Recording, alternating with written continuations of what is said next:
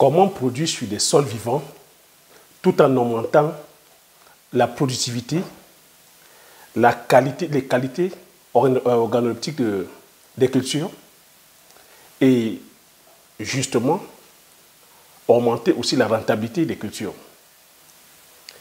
C'est la thématique que je voudrais qu'on partage ensemble parce que c'est le challenge que tous les agriculteurs du XXIe siècle ont aujourd'hui.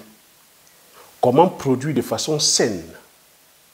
Donc quand je dis sol vivant ici, il faut comprendre que c'est un sol dans lequel il y a la biodiversité. Donc on reste sur le bout de la vidéo, je vais rentrer dans les détails.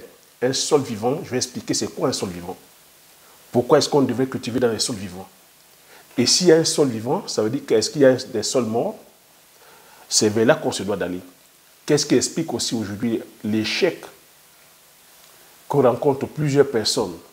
Beaucoup vont entreprendre dans le domaine agricole et rencontrent des difficultés et abandonnent. C'est ce que je vais devoir partager ici. On va vers l'agriculture parce qu'on veut produire des aliments de qualité. Peut-on encore aujourd'hui produire des aliments de qualité? Quand je dis de qualité, de façon saine, sans produits chimiques, quand on sait aujourd'hui que les différentes maladies dégénératives que nous avons, que c'est dû à la chimie, c'est dû à l'industrie, à l'agriculture industrielle, peut-on aussi être rentable lorsqu'on produit de façon, dans des sols vivants?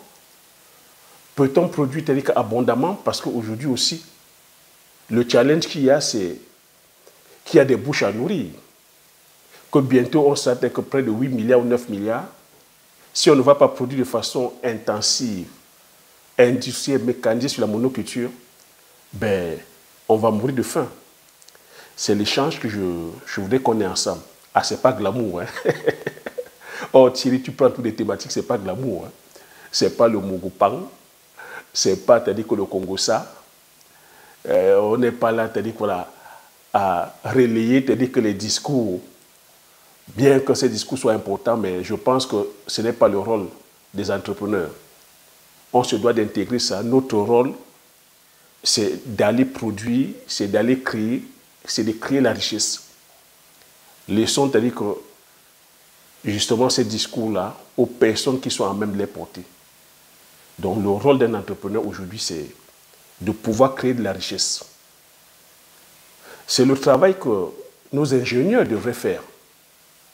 Ce que je suis en train de faire, c'est le travail que les ingénieurs devraient faire. Ils devaient être sur le terrain à prodiguer des conseils, à partager la science, la technique, la biologie, à expliquer que les différentes contingences que nous traversons sur le terrain. Mais sauf qu'on ne les voit pas.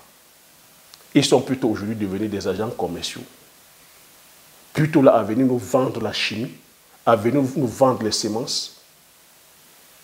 Ces semences-là où, lorsqu'on les prend, sans formation, sans connaissance, on n'a pas les résultats escomptés.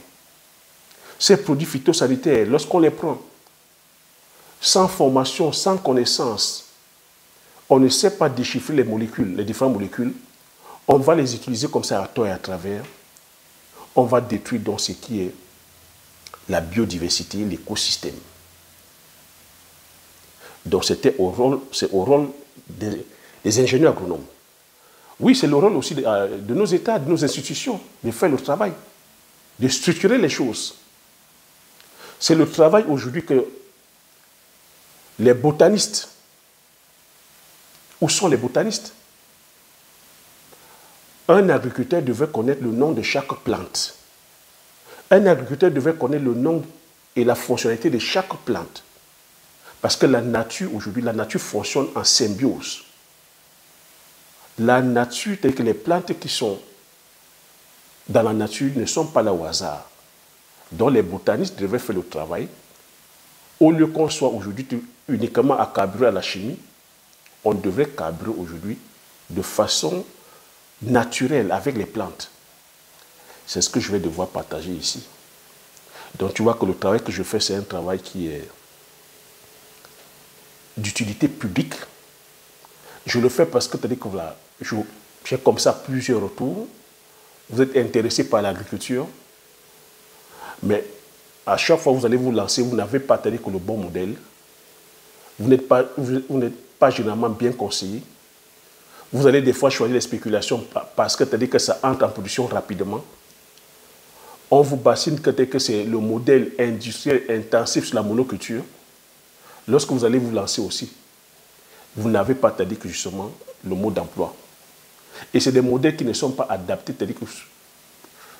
par rapport au contexte africain présentement. Parce que nous n'avons pas pensé notre agriculture. Nous n'avons pas fait des réformes agraires. Nous ne sommes pas sur la révolution technologique. Nous n'avons pas les infrastructures. Bref, nous sommes encore vraiment à la page blanche. A contrario, ici en Occident, ils ont fait la réforme agraire, ils ont fait les réformes agraires. Ils ont fait la révolution industrielle. Ils ont fait la révolution technologique et scientifique. Ils sont en pleine agriculture industrielle. Et ça dure comme ça depuis plus de 70 ans. Donc ils sont en train de faire le bilan de ces 70 années. C'est ce que je vais devoir partager ici. Donc quand je parle beaucoup plus en me référant sur le bilan occidental. Parce que nous, présentement, en Afrique, comme j'ai coutume à vous dire, l'agriculture industrielle n'est pas faite pour nous. Nous n'avons pas les moyens pour le faire. Nous n'avons même pas l'expertise, la connaissance pour le faire présentement. C'est pour ça que beaucoup échouent. Donc, comment est-ce qu'on peut faire pour travailler sur un sol vivant? Donc, avant d'aller plus loin, permets-moi déjà de me présenter. Si tu me découvres pour la première fois, je m'appelle Thierry Toukou. Sur cette chaîne, je parle d'entrepreneuriat, je parle d'investissement, je parle d'agriculture et je parle d'élevage. Le but de la chaîne est ici, afin de valoriser et de vulgariser nos cultures du terroir africain. Si j'ai créé la chaîne, c'est afin de partager mes astuces et techniques, de partager mon mindset. Tu vois, ici, je viens t'amener à apprendre, à désapprendre et à réapprendre à nouveau, afin d'aller produire les végétaux et les protéines animales d'une autre manière. Donc, j'étais en train de dire, donc, comment... Donc, je vais aussi ajouter, si c'est des thématiques qui te plaisent, n'hésite pas à t'abonner en appuyant sur le petit bouton rouge, en validant la cloche, afin de ne pas manquer plusieurs vidéos que diffuse la chaîne, afin de t'aider. Je vais te demander aussi de regarder sous la barre de description, tu verras avec un lien de bienvenue, où je partage avec toi 10 idées de meilleure culture, ultra rentables à lancer en Afrique, afin de pouvoir bâtir ton empire agricole. Là-dedans, c'est du pratico-pratique. C'est des cultures qui t'amènent comme ça vers la prospérité. C'est des cultures qui aggradent ton sol. C'est des cultures qui te permettent de laisser, comme je t'ai dit, une richesse générationnelle aux enfants de tes enfants. Mais si tu vas aller plus loin, je me fais le plaisir de t'accompagner. Donc, j'étais en train de dire, comment est-ce qu'on peut travailler sur les sols vivants et tout en augmentant, parce que je vais dire ici, le challenge de l'agriculteur, c'est de produire plus. Produire plus et produire des produits, excuse ma tautologie, de qualité. Parce que lorsqu'on va produire, c'est pour manger des aliments sains, en fait. J'ai coutume à te dire que l'agriculteur, c'est un médecin. J'ai coutume à te dire ici que ce qui rentre dans ta bouche, c'est ton médicament. Donc l'aliment que tu manges, c'est ton premier médicament. Normalement, même, on ne devait pas être malade. On devait aller voir le médecin juste à titre préventif. Parce qu'on mange des aliments de qualité. Mais est-ce que c'est le cas aujourd'hui? Quand on se projette un peu plus loin en arrière, on voit que nos ancêtres, les anciens, avaient moins de pathologies telles que nous avons des pathologies aujourd'hui dégénératives. J'ai commencé en disant au début, c'est dû à notre mode de production, à notre mode de consommation. Donc, comment est-ce qu'on peut donc produire de façon saine, de produire tels que sur des sols vivants? Produire sur un sol vivant, ici, ça relève tout simplement à observer la nature, comme j'ai coutume à te dire. C'est d'imiter la nature, parce que quand tu regardes, moi ici, dans ma ville là où je suis, nous sommes bénis parce que tu as dit que c'est plein de verdure. Lorsque je regarde là comme ça, c'est que j'ai des arbres autour de moi. Quand je regarde, j'ai de la prairie. J'ai des arbres, des grands arbres, des petits arbres. J'ai des plantes rampantes. Tu vois, je t'ai pris l'exemple. Tu vois. Il a fallu juste que je tende la main. Tu vois. Voilà, ça, c'est les feuilles des arbres. Hein. C'est différents arbres. Tu vois, ça, par exemple, c'est un arbre. C'est pour ça que j'ai dit qu'il nous faut des botanistes. En Afrique, il faut de plus en plus de botanistes qui puissent répertorier, c'est-à-dire que les différents arbres, donner, c'est-à-dire que les valeurs, c'est-à-dire que si c'est des arbres qui sont comestibles, donner les valeurs biochimiques, donner, c'est-à-dire que les effets bénéfiques de ces arbres-là, c'est-à-dire qu'au sol et même dans l'environnement. Tu vois, ça, c'est aussi une autre variété d'arbres. Et qui était côte à côte. Tu as vu que je t'ai dit que la nature a horreur du vide. Ça, c'est les arbres. Je t'ai prélevé aussi au sol, quand je parle des légumineuses, tu vois, ça, c'est une légumineuse. Tu vois sa particularité, ça fait des fleurs. Je vais t'expliquer pourquoi. C'est très avantageux de laisser les légumineuses comme ça faire les fleurs. Ça, c'est une légumineuse. Voilà encore une autre variété de légumineuses. Tu vois? Voici encore une autre variété de légumineuses, tu vois? C'est pour ça que le rôle de botaniste est important. Il nous donne les propriétés, le nom, parce que chaque plante qui est là a un rôle très important. Il y a des plantes qui séquestrent, comme je t'ai dit, l'azote. Il y a des plantes qui séquestrent la potasse. Il y a des plantes qui séquestrent le magnésium. Il y a des plantes qui séquestrent comme ça le fer, qui sont capables de pouvoir, c'est-à-dire venir assainir le sol. Des fois, quand il y a excès d'azote sur un sol, il y a des plantes qui viennent justement corriger ça. Ça, tu vois, voilà encore une autre légumineuse, toujours avec des fleurs, très important. Ces fleurs-là viennent faire quoi? Ces fleurs vont créer la biodiversité, vont venir créer, c'est-à-dire que l'écosystème, apporter, c'est-à-dire que la biodiversité. La biodiversité, c'est quoi? Quand tu vois les fleurs, qu'est-ce qui vient rapidement sur les fleurs? C'est les papillons, c'est les abeilles, c'est les criquets, c'est tout ça. Je vais t'expliquer, tu vois. Voilà encore une autre légumineuse. Tu vois?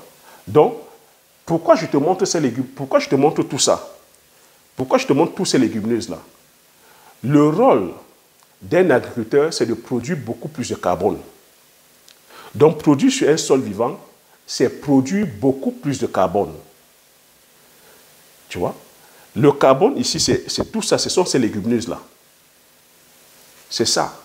Donc, tu laisses que ton sol, le sol ne doit jamais être nu. L'ennemi du sol, c'est le soleil. Tu vois? L'ennemi du sol, je répète encore, c'est le soleil. Le sol ne doit pas être nu. Parce que quand tu laisses ton sol nu, ça vient compacter, c'est-à-dire que ça vient détruire la biodiversité. Donc, détruire, c'est-à-dire que tous les macrophones, les microphones. Tu vois? Tout ce qui est vers de terre, scoramboles, champignons, mille-pattes, chenilles, fourmis. Tu vois? Tout ça. Et même certains bêtes qui ne sont pas visibles à l'œil nu.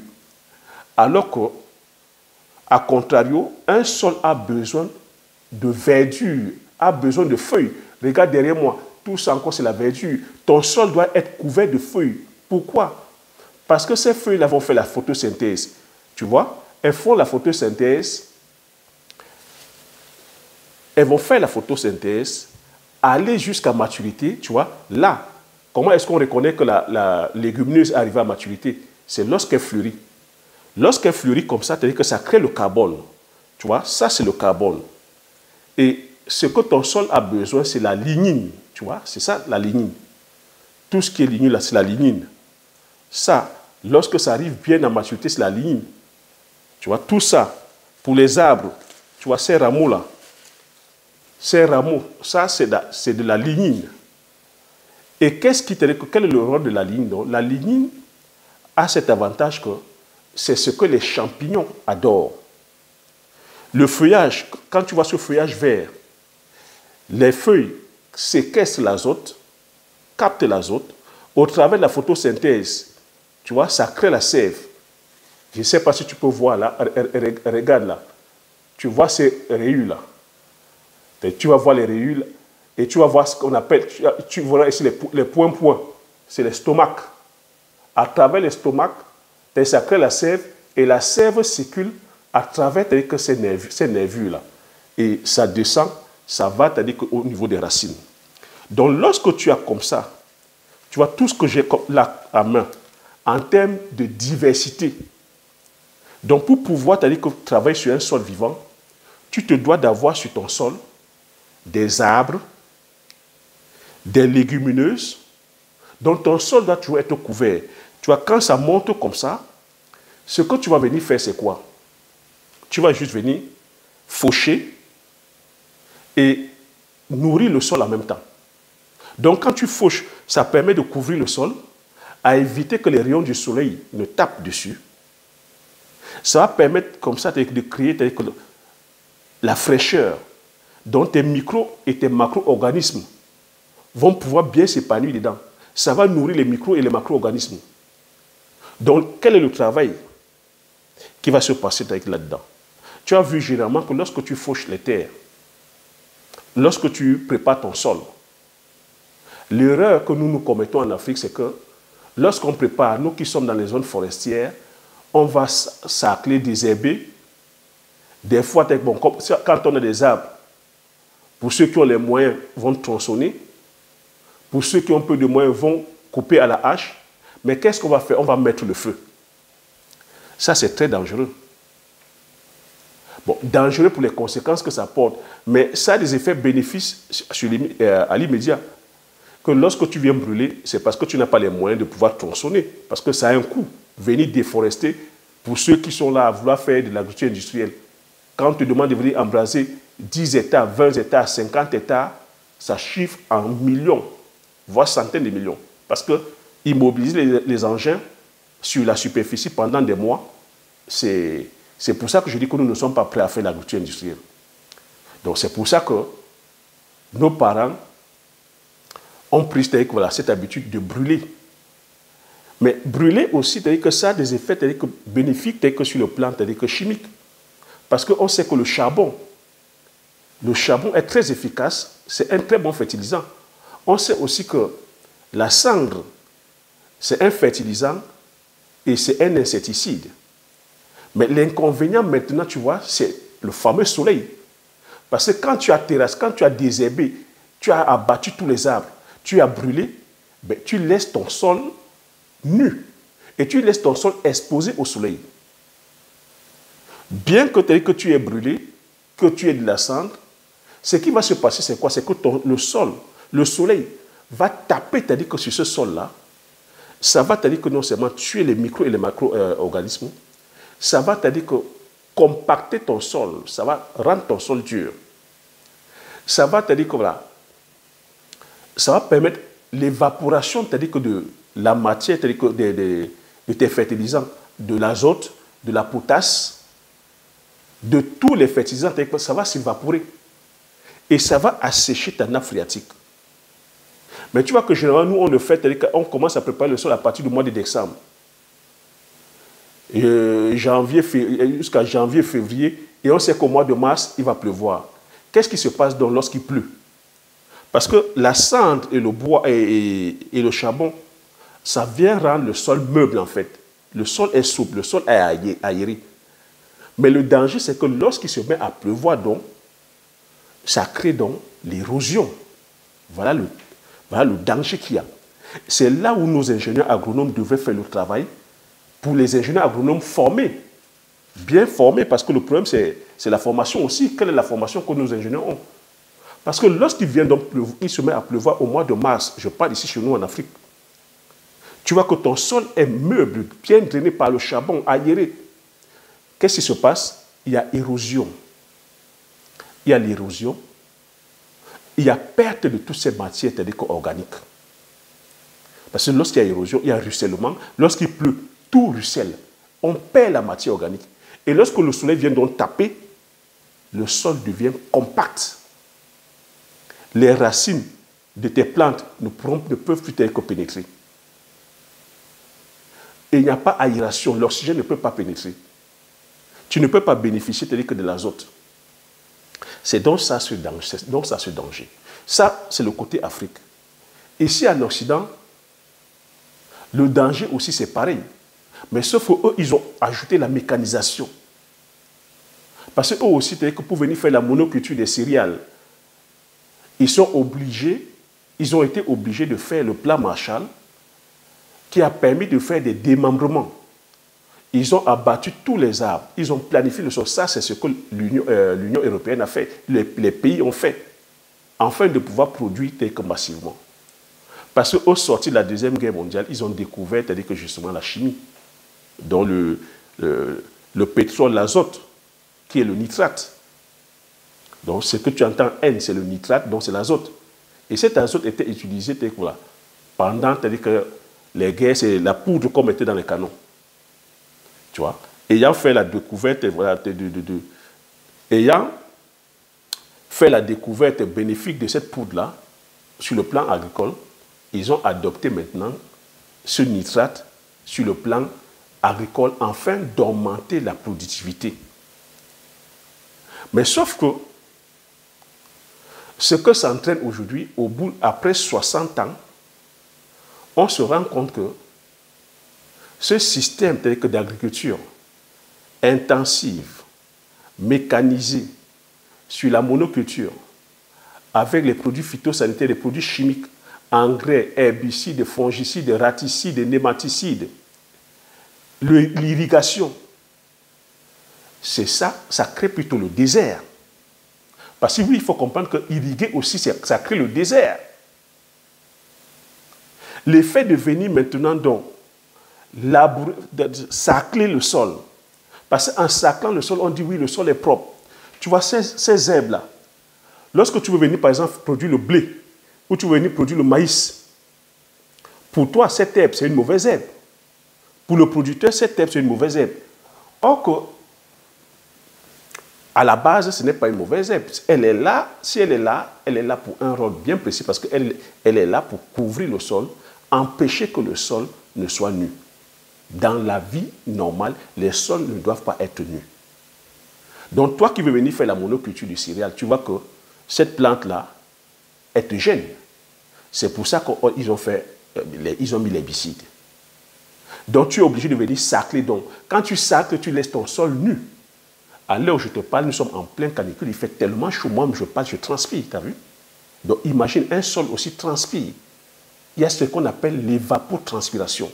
Dans l'eau qui est dans la nappe phréatique, quand tu laisses ton sol nu, ça s'évapore. C'est pour ça qu'on a comme ça des déficits en eau. Ici, en Occident, il y a des régions dans lesquelles on interdit d'utiliser l'eau. On interdit même de mettre de l'eau dans la piscine. On interdit même des fois de laver la voiture. Par manque d'eau. Certaines cultures, il faut comprendre que l'agriculture est gourmande en eau. L'agriculture industrielle est gourmande en eau. Comment on fait donc pour pouvoir minimiser, c'est-à-dire que l'utilisation, c'est-à-dire que massive de l'eau? C'est en couvrant le sol. C'est en paillant le sol. C'est en laissant les résidus, c'est-à-dire que des plantes au sol. C'est en ayant des arbres. Tu vois que l'avantage de l'arbre, tu vois, l'arbre fait les feuillages, comme je t'ai expliqué. Avec les feuilles qui tombent, ça couvre le sol. Les branches qui tombent, ça couvre le sol. Les herbes qui montent, que tu laisses fleurir, comme je t'ai montré là, lorsque tu viens faucher, tu pailles ton sol avec. Ce qui va se passer, c'est que il faut savoir que l'air est constitué, c'est-à-dire que de plusieurs éléments. L'air est constitué d'azote, l'air est constitué de potasse. Ta plante sait séquestrer cette potasse-là. Il faut savoir que la plante a besoin de lumière, de soleil. Donc, au lieu de laisser que le soleil tape sur ton sol, tu devrais plutôt faire que le soleil tape sur les feuilles. Parce que les feuilles vont se comporter comme des panneaux photovoltaïques. Tu vois, tu dois plutôt, à chaque fois, te rassurer que ton sol est couvert par des plantes. Maintenant, couvert par des plantes que toi, tu auras choisies comestibles. Mais si tu fais dans les céréales, il faudrait choisir, c'est-à-dire que de faire des couverts, c'est-à-dire que des couverts végétaux.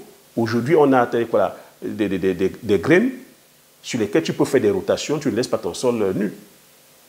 Le seigle, c'est-à-dire que le trèfle, il y a pas mal comme ça de légumineuses. C'est pour ça que je dis que c'est important qu'il y ait des botanistes qui fassent le travail.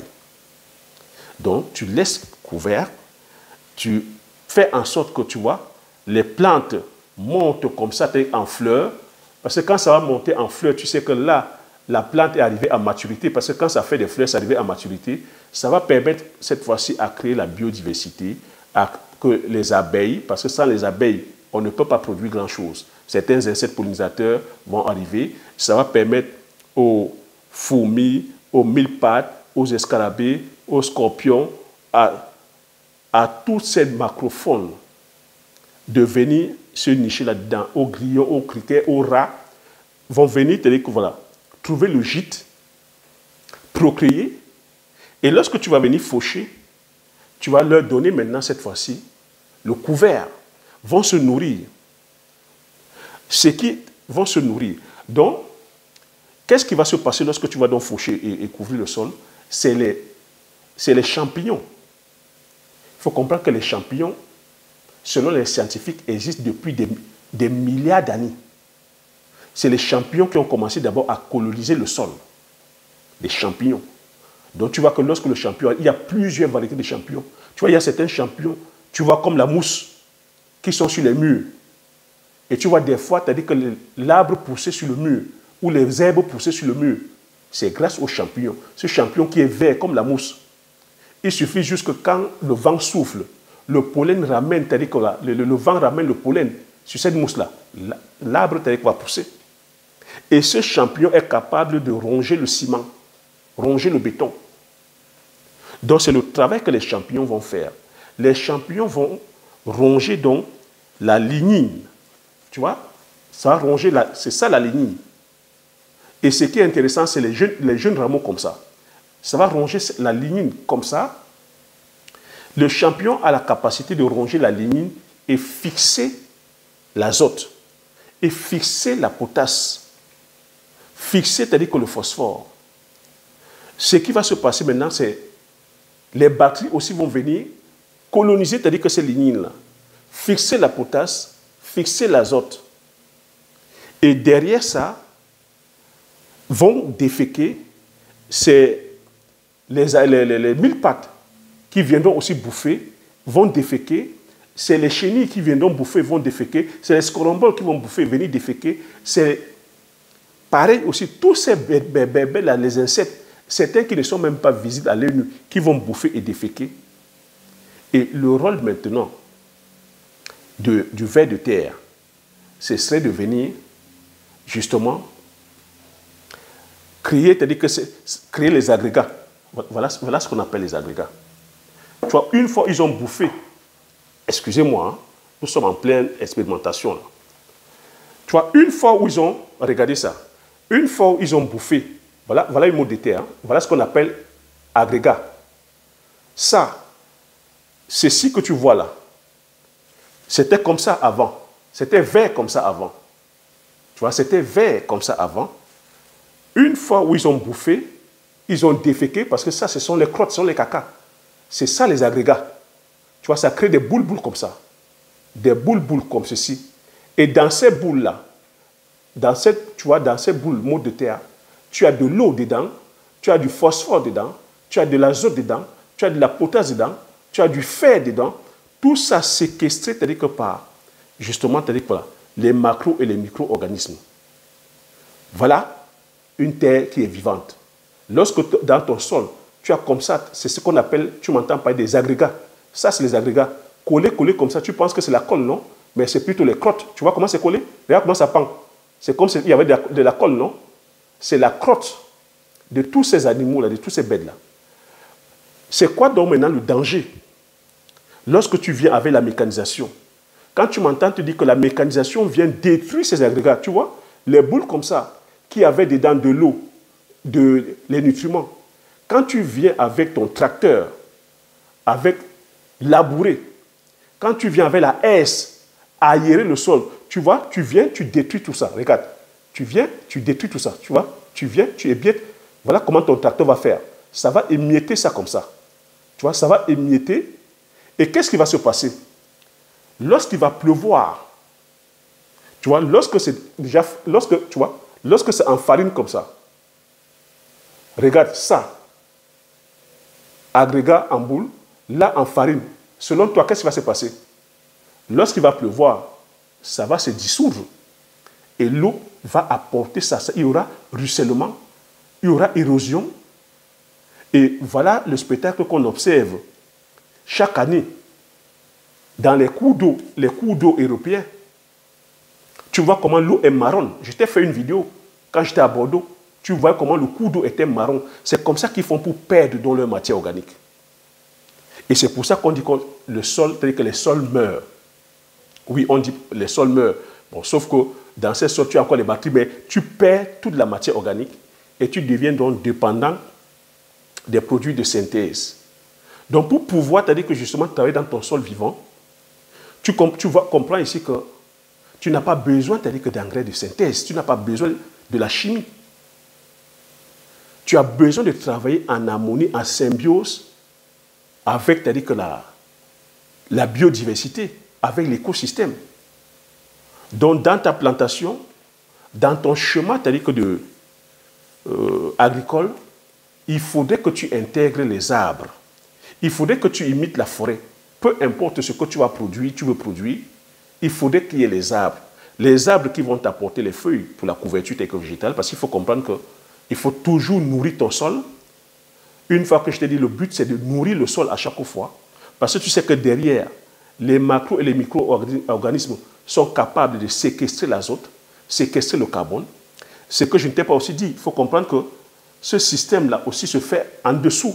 Parce que derrière, en bas aussi, au sol, tu as les macro et les micro-organismes qui savent séquestrer, c'est-à-dire que l'azote, ce qu'on appelle les champignons qui sont les mycorhizes, ces champignons qui sont capables d'aller chercher de l'eau, du phosphore, de la potasse en dessous, parce qu'il faut savoir qu'en dessous, c'est la roche-mère, et qu'il n'y a que ces microbes-là, que ces champignons-là, qui sont capables d'aller là-bas. Et ces champignons fonctionnent en symbiose avec la racine de la plante. Donc, quand tu as compris ce système, peu importe ce que tu veux produire, tu te dois à chaque fois de savoir que ton sol est couvert. Donc, il sera préférable pour toi de choisir les arbres. Moi, c'est pour ça que je suis allé faire dans la culture du palmier à huile. Tu vois, qu'avec la culture du palmier à huile, c'est une plante qui est pérenne, c'est une plante qui produit énormément de biomasse de carbone. Tu vois que le palmier à huile, à chaque fois, il faut aller faire le toilettage, l'élagage, comme on appelle, des palmes. Ça rejette la biomasse. Lorsque on passe à la phase de transformation, les déchets, les ralphes là, tu peux ramener encore, aller déverser dans ta plantation. C'est de la biomasse, ça enrichit le sol. Il faut comprendre aussi que la culture du palmier, ce n'est une culture qui est pérenne, elle n'est pas saisonnière. On n'est pas là chaque fois à venir labourer le sol, retourner le sol, sacler le sol. Donc tu peux laisser, tu vois, la végétation monter comme ceci jusqu'à faire des fleurs. Ça permet d'enrichir l'écosystème. Et lorsque ça monte comme ça en fleurs, tu viens faucher. Ça te donne comme ça, en termes de biomasse, des tonnes. 1 hectare de biomasse de champ de palmier, tu peux facilement avoir 15 tonnes, 20 tonnes d'herbe que tu vas nourrir avec la macrofaune et la microfaune. C'est comme ça que tu agrades ton sol de mois en mois, d'année en année. Donc c'est comme ça qu'on dit travailler sur un sol vivant. Mieux encore, en produisant, c'est-à-dire que le poivre, en parlant de production de poivre, si tu es intéressé par cette formation-là, je te dis la formation est là en ligne, hein, tu regardes, tu cliques sur le lien, tu me rejoins de l'autre côté afin que je puisse vraiment partager avec toi cette connaissance-là. La culture du poivre aussi, c'est pareil, c'est bénéfique. Pourquoi? Parce que, tu vois, c'est des cultures en association. Lorsque tu fais ton champ de poivrier, il faut comprendre que la première culture, c'est le tuteur.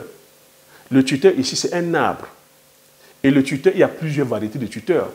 Donc, tu vois que ces arbres-là produisent des feuilles. Ça produit de la lignine.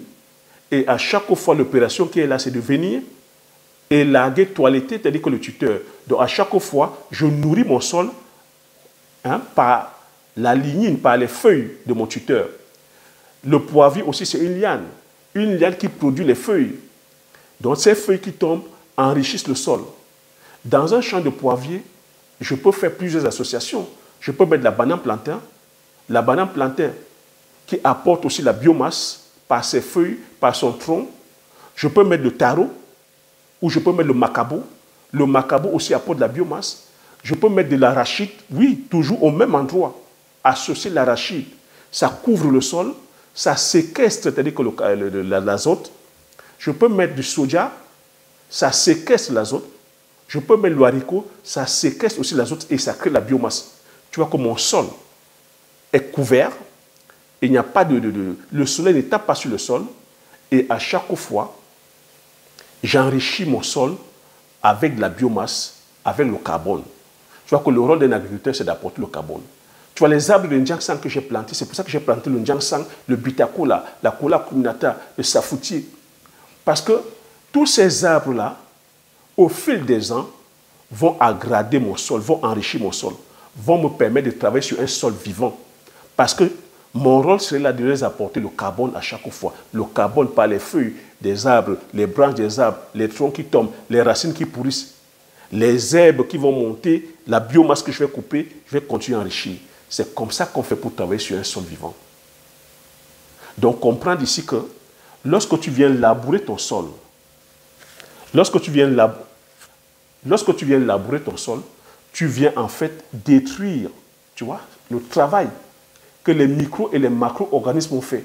Parce que là-dedans, dans cet agrégat, il y a de l'eau, il y a de la potasse, il y a de l'azote, il y a le phosphore. Donc, lorsque tu viens avec ton tracteur labourer, ou lorsque tu viens avec le matériel d'autres outillages, aérer le sol, brasser le sol, tu détruis ça en fait.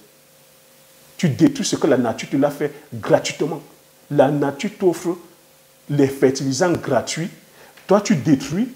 Et quand tu détruis donc, tu te retrouves à perdre ton sol.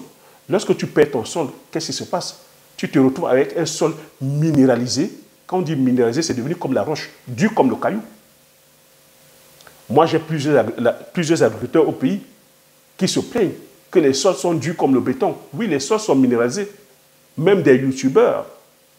Moi, j'ai mon frère youtubeur au Cameroun qui est sincère, qui est honnête, qui le dit, il fait des vidéos, il le dit sincèrement, que lui, il ne maîtrise pas cette science-là, mais il sent son sol dur comme le béton. Même quand il met l'engrais ne pénètre pas. Parce que ce sol est déjà minéralisé par le fait de venir retourner. Nous, le danger que nous avons, c'est que nos sols ne sont pas pareils que les sols occidentaux. Nous, nos sols, on n'a pas besoin de venir gratter, retourner. Parce que nous sommes dans des zones humides, tu vois, humides, où la vie bactérienne est active. Donc, il fait chaud et c'est humide en même temps. Donc, les bactéries sont en activité. Or, qu'ici en Occident, c'est des zones tempérées. Les bactéries ne sont pas en activité, les bactéries sont en dormance. Donc, on a besoin de gratter un peu de la terre. On a besoin de gratter un peu pour pouvoir activer les bactéries. Mais chez nous, en Afrique, tu n'as pas besoin de gratter la terre. Fais une expérience. Tu jettes une boutique de manioc, le manioc pousse tout seul. Tu jettes un grain de maïs, ça pousse tout seul. Tu jettes le noyau de la mangue, ça pousse tout seul, sans effort.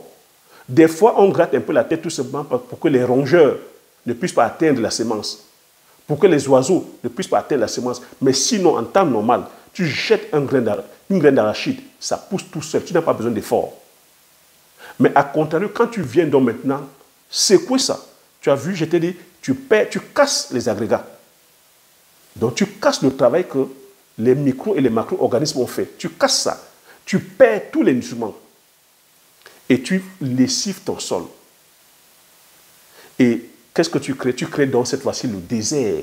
Parce que lorsque tu viens bouger ça, qu'est-ce qui se passe? Tu excites tes batteries. Tes batteries vont faire quoi? Tes batteries vont commencer à bouffer, tu vois, la matière organique. Si toi, tu n'es pas allé que dans le processus de travailler sur un sol vivant, de nourrir ton sol avec le carbone, parce que moi, je regarde en Afrique, on ne fait pas ça. En Afrique, on sacle, on racle bien, on va brûler. Le sol est nu. Donc, tu ne nourris pas ta microfaune et ta macrofaune. Qu'est-ce qui se passe? Quand tu viens donc remuer le sol, tu excites les batteries. Quand tu excites les batteries font quoi? Les batteries ont faim. Les batteries vont bouffer donc ton humus, tu vois, ta bonne terre. Ça va bouffer ça. Et qu'est-ce qui va se passer? C'est le sable qui va rester. C'est le sable. Masterclass gratuit que je vous donne. C'est le sable qui va rester. Le sol va devenir compact. Le sol va devenir inerte. Il n'y aura plus de vie. Il n'y aura plus de vie. Et c'est comme ça qu'on crée le désert. Donc c'est pour ça qu'il faut impérativement planter les arbres. Je donne ça gratuit. Vous voyez que ça, c'est des trucs que je devrais vendre. On vous fait des formations. Tu ne peux pas aller faire une agriculture industrielle aujourd'hui tant que tu ne maîtrises pas ça. Donc, qu'est-ce qui se passe donc aujourd'hui en Occident? En Occident, la réglementation est en train de changer. Je ne sais pas si tu es au courant. Aujourd'hui, en Occident, on a vendu, c'est-à-dire que ce système-là aux agriculteurs, dans les années 1950, d'aller produire de façon chimique intensive. Ils ont subventionné même l'agriculture. Ils ont, c'est-à-dire que, mis des politiques, c'est-à-dire que justement, comme la politique agricole commune, la PAC, la politique agricole commune à l'Union européenne, où la production des producteurs était garantie. Ils ont compris qu'avec cette politique, lorsqu'ils achetaient toute la production, il y avait des fois des pertes. Ils ont changé le système. Ils ont dit qu'ils subventionnaient maintenant au nombre d'hectares. C'est ça qui a créé la dérive. Au nombre d'hectares, les gens sont rentrés là à faire du business. C'est pour ça que c'était des 500, 400, des fois 1000 hectares. Parce qu'ils sont subventionnés au nombre d'hectares. Mais il faut comprendre que plus tu t'agrandis, plus ton coût de production monte. Plus tu t'équipes en termes d'équipement. Plus tu casques. Donc, pour commencer ici, le coût d'installation d'un agriculteur, ce n'est pas moins d'1 million d'euros. Ce n'est pas moins d'1 million d'euros. Mais on s'est rendu quoi avec cette pratique-là? On s'est rendu compte que, au fil des ans, ça c'est le retour d'expérience de 70 ans de pratique agricole industrielle intensive sur la monoculture. Donc tu vois que lorsqu'ils viennent labourer, qu'est-ce qui se passe? Je te dis que ces engrais se lessivent, ces engrais vont se retrouver dans la nappe phréatique,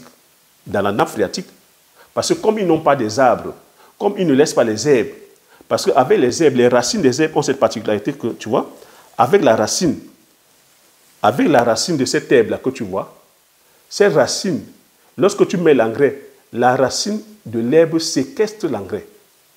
Quand tu mets l'engrais chimique, il y a des racines comme ça qui peuvent aller à plus de 20 mètres. Il y a des racines qui ont énormément de touffes, parce que ça, il n'y a même pas assez de racines. Je l'ai arraché comme ça à l'arrache, excuse-moi la tautologie. Tu as certaines plantes qui ont énormément de racines. C'est pour ça que je voudrais que les botanistes se mettent au travail. Ils doivent conseiller aux agriculteurs des plantes racinaires, des plantes qui ont énormément de racines, des plantes à tubercules. C'est pour ça que le manioc est intéressant, parce que le manioc, comme c'est une tubercule, ça va décompacter le sol. Tu vois, lorsque tu arraches ton manioc, ça décompacte le sol, ça aère le sol. C'est pour ça que le macabo est intéressant. C'est pour ça que la pomme de terre est intéressante. C'est pour ça que l'igname est intéressant, parce que ça décompacte le sol, ça aère le sol. Donc les plantes racinaires aussi sont importantes. Les racines décompactent le sol. Tu vois, et ça permet de fixer tel que l'azote. Les arbres sont importants parce que ça permet aussi de fixer l'azote, fixer la potasse, et ça empêche que ces nutriments-là aillent polluer la nappe phréatique. Oui, les amis, le dégât que nous avons aujourd'hui, c'est que c'est le dégât écologique. Vous entendez depuis le réchauffement climatique. Regarde comment je transmets mon frère, regarde comment je transmets ma soeur, regarde. C'est les effets du réchauffement climatique. Regarde comment je transpire. Je suis à l'ombre, mais regarde comment je transpire. Dehors, c'est le hélélé. Dehors, c'est le hélélé. Regarde, je suis à l'intérieur, à l'ombre. Regarde comment je transpire. Réchauffement climatique. Dû à quoi? Dû à notre mode de production et à notre mode de consommation. Et les pôles les plus pollueurs, c'est quoi? C'est l'agriculture industrielle, l'élevage industriel, l'industrie automobile. C'est la façon dont nous construisons nos maisons, le béton. Tout est bétonné aujourd'hui partout. Oui, le modernisme, c'est ça. Tout est bétonné. On n'a plus aujourd'hui les arbres. On n'a plus de prairies. On n'a plus de forêts. Parce que c'est l'arbre qui est le poumon. L'arbre qui apaise, qui apporte comme ça un microclimat. L'arbre qui permet de créer l'humidité, apporter le soleil, apporter la pluie. C'est l'arbre qui capte, qui séquestre le carbone, comme je dis. C'est l'arbre qui empêche les effets de serre. Donc, avec beaucoup de recul, ils ont compris que le système qu'ils ont vendu aux agriculteurs et aux éleveurs européens est à bout de souffle. Regarde comment je transpire. C'est les effets de la décision il y a 70 ans. C'est les effets de la production intensive. C'est on aujourd'hui à valoriser la surproduction. Voilà les effets de ça. On est dans la maison, on crame, on brûle. Si moi je transpire comme ça, imagine donc comment le sol peut aussi souffrir. Imagine comment un sol nu peut souffrir. Regarde, moi je suis à la maison, j'ai le toit, c'est couvert, regarde comment je transpire. Mais imagine ton sol nu, sans herbe, sans protection, sans paille, sans paillage. Imagine comment ça souffre. Imagine donc la vie qui est dedans. Parce que la vie, c'est quoi? La vie, c'est tous ces petits insectes-là, c'est tous ces animaux-là. Imagine donc, tu laisses ton sol nu comme ça, pas d'arbre, pas d'herbe. Comment ces animaux vont vivre dedans? Mais nous avons ce phénomène déjà en Afrique. Nous avons des déportés climatiques. Les gens qui vont traverser la Méditerranée, ce n'est pas des fois par gaieté de cœur. C'est parce que chez eux, dans leur région, c'est invivable. Ils ne peuvent même plus faire de l'agriculture parce que les sols sont arides. Les sols sont morts. Les sols sont devenus durs comme le béton. Ils ne peuvent pas faire l'élevage parce qu'il n'y a pas d'eau, c'est aride. La seule chose qu'ils peuvent faire, c'est de se déporter, c'est de fuir. On n'encourage pas ça, mais voilà la réalité qui est face à nous.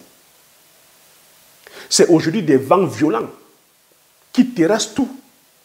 C'est aujourd'hui des départs de feu. C'est aujourd'hui des inondations. Lorsqu'il pleut, ici en Occident, pendant 2 heures, c'est comme s'il avait plu pendant, je ne sais pas, 3 mois. Ça terrasse tout, ça apporte des maisons, ça traîne des vies, ça apporte toute la matière organique des sols.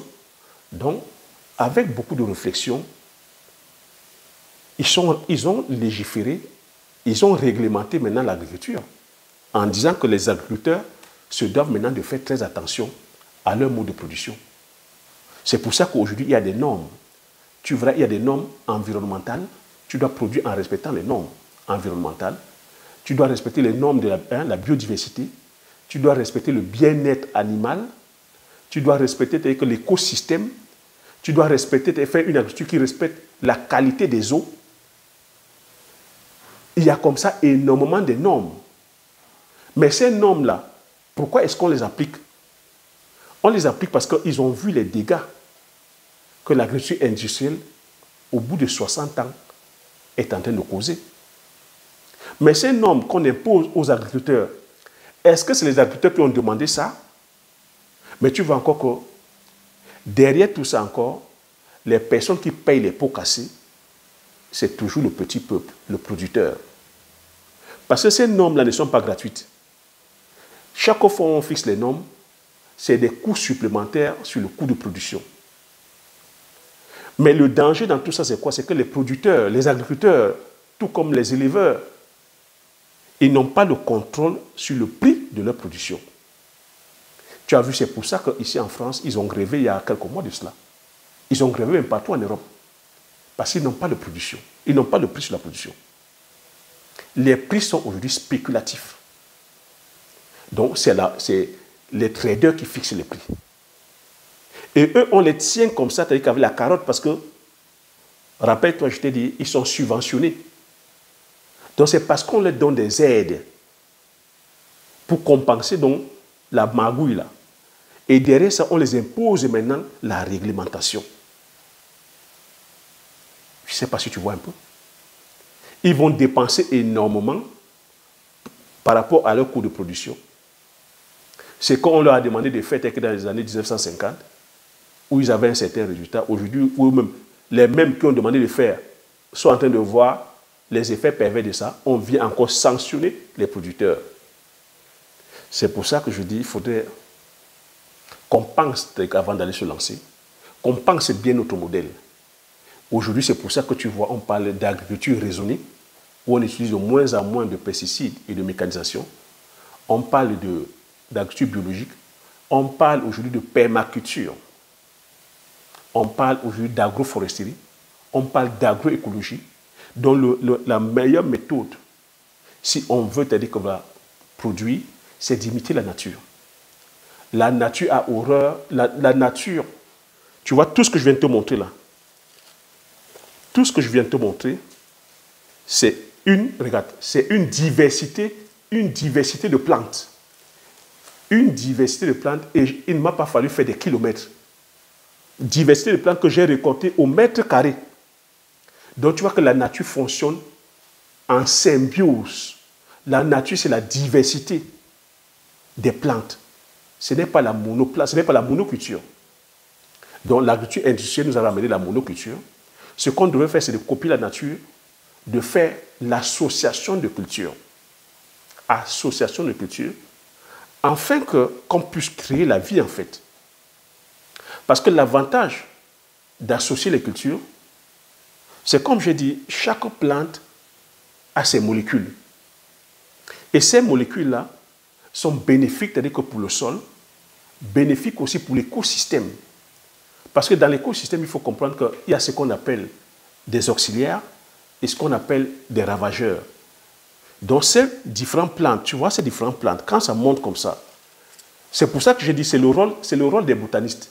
C'est les botanistes qui devraient étudier ces plantes-là, nous dire que telle plante, lorsque tu l'associes avec la tomate, ça peut permettre de repousser, c'est-à-dire que les insectes ravageurs.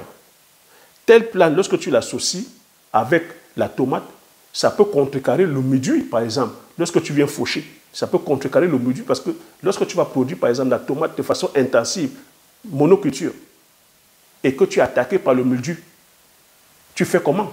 Tu es obligé de pomper la chimie. Or que il y a des plantes comme ça qui sont bénéfiques, qui ont des molécules qui puissent contrecarrer le mildiou. Lorsque tu associes, par exemple, ta tomate avec ces plantes-là, il suffit que tu sois de faucher que ces plantes nourrissent que certaines bactéries, ces bactéries qui vont venir combattre, ou les champignons qui viendront combattre le mildiou. C'est la science, les amis. C'est la science. Voilà la masterclass, c'est la science. Donc c'est comme ça que tu vas faire pour travailler sur un sol vivant.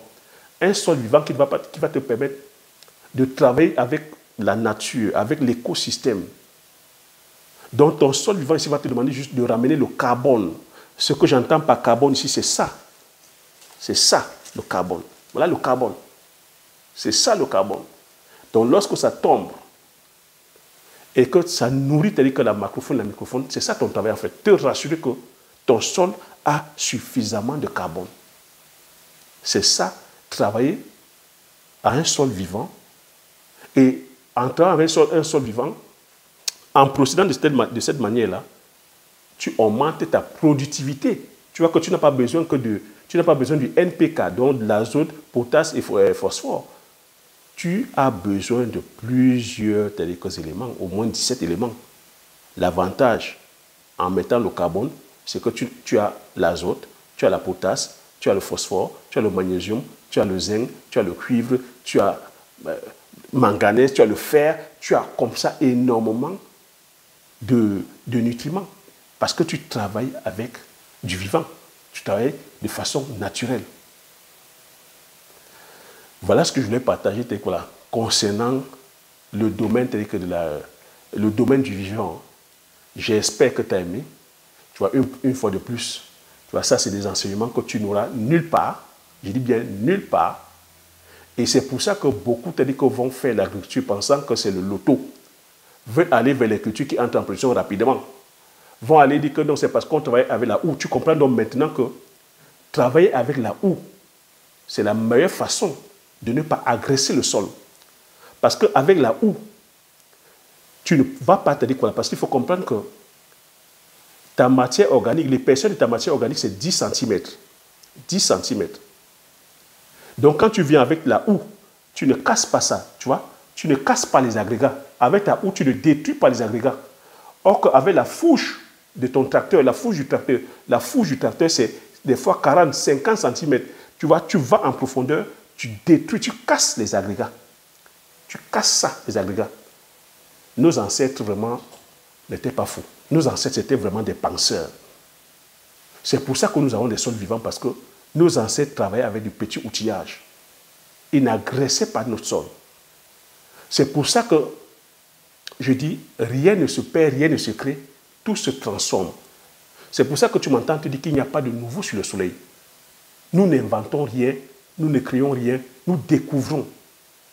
Et que les chercheurs occidentaux aujourd'hui vont dans les profondeurs, c'est-à-dire que de l'Amazonie vont au Mexique faire des recherches, les Mayas, comment les Mayas amendaient leur sol. Les Mayas amendaient leur sol avec de la bouse de vache, les déjections d'animaux, les déjections humaines, du charbon. Tu as déjà entendu parler de la terra preta? De la terra preta.